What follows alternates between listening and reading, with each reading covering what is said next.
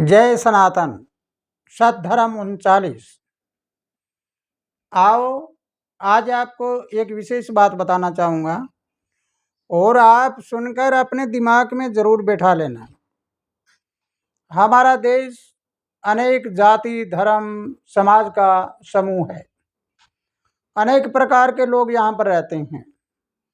उसमें से एक धर्म हिंदू बताते हैं, सनातन बताते हैं। अब इन सब में विकृति कैसे फैली हुई है, इसके बारे में आज आपको अवगत कराना चाहूँगा। विकृति कहाँ फैलती है और कैसे फैलती है, और धर्म अपनी मर्यादा से नीचे कैसे हो जाता है। तो आइए हम शुरुआत करते हैं। गरीब और अमीर लोगों के देवी देवता भी अलग होते हैं। गरीब और अमीर लोगों के भगवान भी अलग होते हैं। तुम सुनकर चौंकना मत, ये हिंदुस्तान है, ये हमारा भारत देश है।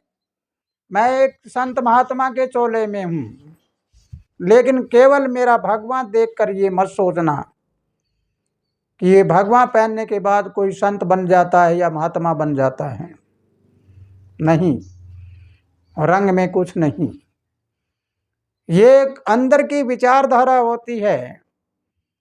अगर मैं अपने सफ़ेद कपड़े में भी होता तो भी बात तो मैं यही कहता, लेकिन भगवा मैंने इसलिए पहना है कि जब मैं भगवे वाले में जाऊं तो अगले मुझे अपने परिवार का सदस्य माने कि मैं एक संत समाज का हूं। लेकिन सफ़ेद वाले को आज संत नहीं मान रहे लोग। तो आइए आज आपको इसके बारे में जानकारी देना चाहूँगा कि ये भगवा पहनकर घर घर मांगते फिरते हैं। यही भगवा पहनकर शराबी कबाबी अफीमची अनेक प्रकार की चोरियां करते हैं और उसमें छिप जाते हैं। यही भगवा पहनकर लोगों को गालियां भी देते हैं। यही भगवा पहनकर पावन पवित्र रहते हैं। यही भगवा पहनकर एक भगवान के रूप में प्राकृतिक बात को मानते हैं।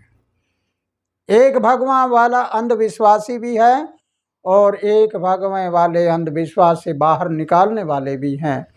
तो आइए इसकी आज आपको जानकारी दूंगा। आप सुनकर हैरान हो जाओगे कि संत और संत में भी अंतर है, भगवे और भगवे में अंतर, सफ़ेद वाले में सफ़ेद वाले में अंतर, और इंसान में अंतर, भगवान और भगवान में अंतर, और देवी और देवताओं में भी अंतर। अब जानिए।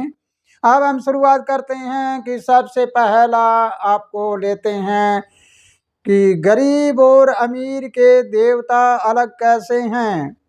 अमीर लोग चौगानन, काली माई, गुड़गावा वाली या ऊपर वाली या वो वाली ऐसी माइयों को, भैरू आदि को नहीं पूजते। जिनके शराब कबाब चढ़ते हैं वो अमीर लोग नहीं पूछते, लेकिन गरीब लोग पूछते हैं। आप सोचिए और विचार करिए। इनकी जगह अमीर लोग क्या पूछते हैं? बजरंग बली को, वैष्णो माँ को, दुर्गा माँ को, और उनके बड़े बड़े जागरण होते हैं। और ये गरीब तबके वाले गरीब लोग हैं, ये डेरू बजाते हैं। डेरू बजाते हैं, कोई शंकर लेकर ऐसे घुमा घुमा कर मारते हैं, और कोई अपने जीभ के ऊपर रंग लगाकर तलवार से जीभ काटते दिखाते हैं।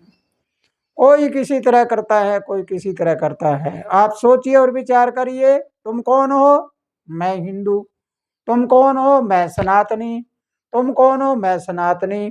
तुम कौन सनातनी? तुम कौन सनातनी? तुम कौन हिंदू? तुम कौन हिंदू?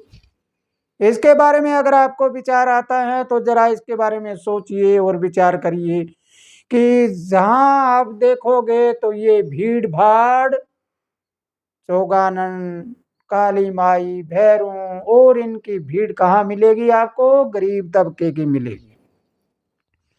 उससे अगले चरण में चलिए। झाड़ा फूंक जो करते हैं वो कौन करता है? झाड़ा फूंक करने वाले भी आपको गरीब लोग मिलते हैं। वो क्या कहेंगे कि मेरे में पीर आ रहा है, मेरे में वो देवी आ रही है, काली माई आ रही है, इतनी जीभें निकाल देते हैं। कोई भैरू आ रहा है, कोई कुछ आ रहा है, वो झाड़ा फूंक करते हैं। आपने कभी किसी करोड़पति आदमी को देखा है झाड़ा फूंक करते हुए? वो झाड़ा फूंक नहीं करते, उसका तरीका अलग होता है।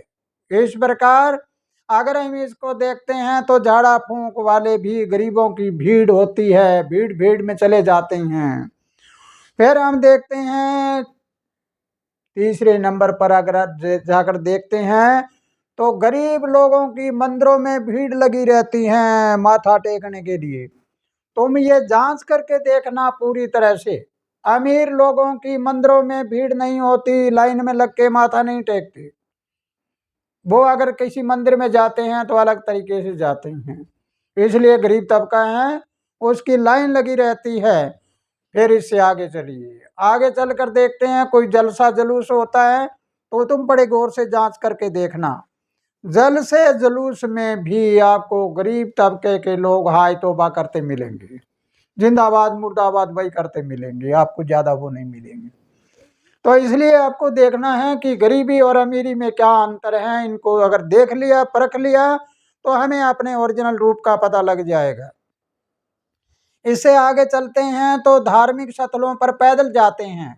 कोई बाबा रामदेव के जा रहा है, कोई बजरंगबली के जा रहा है, कोई माता के जा रहा है, कोई किसी के जा रहा है, कोई किसी के जा रहा है। पैदल जाने वालों से तुम पूछना कोई करोड़पति आदमी जा रहा है क्या? वो नहीं मिलेगा आपको करोड़पति जाते। वो आपको गरीब तबके वाले लोग हाथ में झंडा लिए और भागे चलते मिलेंगे, पैदल जाते हुए, और वो नंगे पैरों जाते मिलेंगे, मूंधे पड़ते हुए मिलेंगे। क्या मांग रहे हैं वो, किसके पास जा रही हैं? आप ये सोचिए और विचार करिए। उससे आगे चलते हैं तो गरीब लोगों को डेरू वगैरह बजाते हैं और करते हैं, तो वो ऐसे धामों पर जाते हैं जहाँ पर वो डेरू वगैरह बजते हैं और कोई शराब वगैरह चढ़ती है, वहाँ पर जाते हैं। तो अगर कोई समझदार पुरुष है तो मेरी इस बात को पूरी तरह से समझना। कोई वैष्णो माता के जा रहा है, कोई बजरंगबली के जा रहा है, कोई कहीं जा रहा है। अमीर आदमी है, बड़े बड़े जागरण करता है और बड़े अच्छे प्रसादा बनाते हैं, और गरीब आदमी क्या करते हैं? अमीर और गरीब में ये अंतर है, वहाँ गरीब नहीं पहुँचता, वहाँ अमीर नहीं पहुँचता। इसलिए भिन्नता किस चीज़ की है? सनातन में भिन्नता किस चीज़ की है?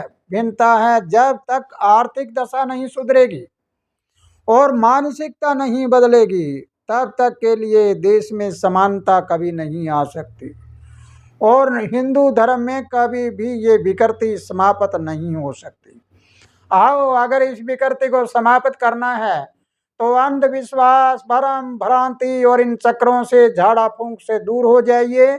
अगर आप यूं कहते हो कि हमारे अंदर कोई भूत प्रेत है, कोई डाकन स्यारी आ गई है, कोई चुड़ैल आ गई, या कोई और कुछ आ गया, और किसी का कोई दोष हो गया, तो आपके सदलपुर धाम पक्का सौदा में प्रथम गुरुद्वारा आपके लिए 24 घंटे खुला है। यहाँ आइए और अपने भूत प्रेत वगैरह सब दूर हो जाएंगे, बिना किसी डोरे, बिना ताबीज, बिना झाड़ा, बिना फूंक, सब ठीक हो जाते हैं। लेकिन जरा एक बार आकर देखिए, इसके बाद आपको पता लगेगा कि तुम जो बने बैठे वो नहीं, तुम हो कुछ और, बने कुछ और बैठे हो। अब एक विकृति सबसे बड़ी यह है कि हिंदू धर्म में मंदिरों में जब जाते हैं तो गरीब तबके के लोगों को अंदर प्रवेश नहीं करने दिया जाता, और एक तबका है वो अंदर जाता है, एक बाहर रहता है। बाहर वाले मांगते हैं और बाहर अंदर वाले वो देने वाले हैं।